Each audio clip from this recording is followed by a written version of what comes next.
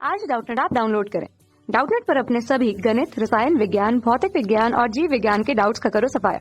बस प्रश्न की फोटो खींचो, एक ही प्रश्न को क्रॉप करो और तुरंत वीडियो सोल्यूशन पाओ। अभी डाउनलोड करें।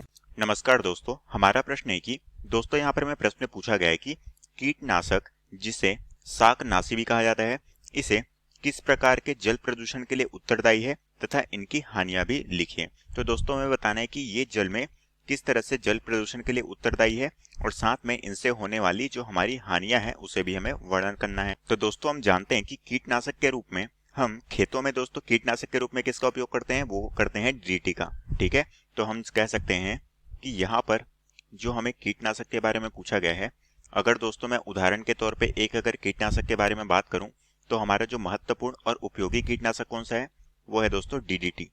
ठीक है, और ये डीडीटी दोस्तों किस क्षेत्र में काम आता है, वो होता है कृषि के उपयोग में। तो हम कह सकते हैं कि ये हमारे कृषि के क्षेत्र में उपयोग में आए जाने वाला उर्वरक है। ठीक है, जो कि हमारा क्या है, डीडीटी, जो कि हमारे कीटों का नाश करता है। ठीक है, अब दोस्तों हमें ये बताना है कि डीडीटी किस तरह से जल प्रदूषण का कारण है। ठीक है, तो दोस्तों हम जानते हैं कि ये डीडीटी जो है ये वर्षा के जल में हमारा क्या करता है, वर्षा के जल में जो हमारे पानी के स्रोत को क्या करता है, प्रभावित करता है।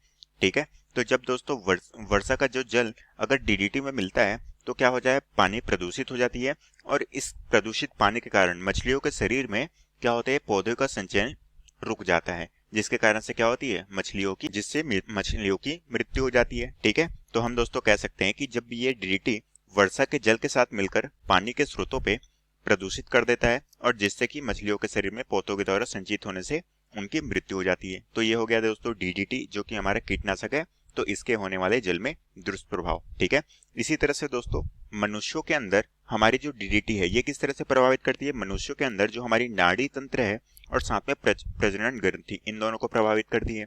ठीक है, जो कि डीडीटी के कारण होता है।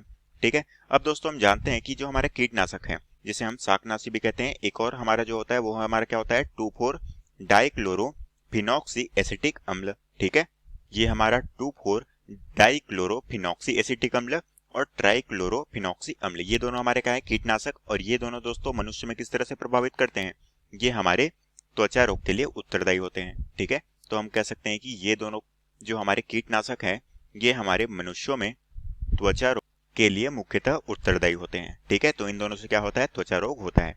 और यही दोस्तों में प्रश्न में पूछा गया था कि हमें यहाँ पर कीटनाशक से होने वाले प्रदूषण के बारे में उल्लेख करना था, और यही दोस्तों में प्रश्न में पूछा गया था, जो कि हमारे प्रश्न का उत्तर है।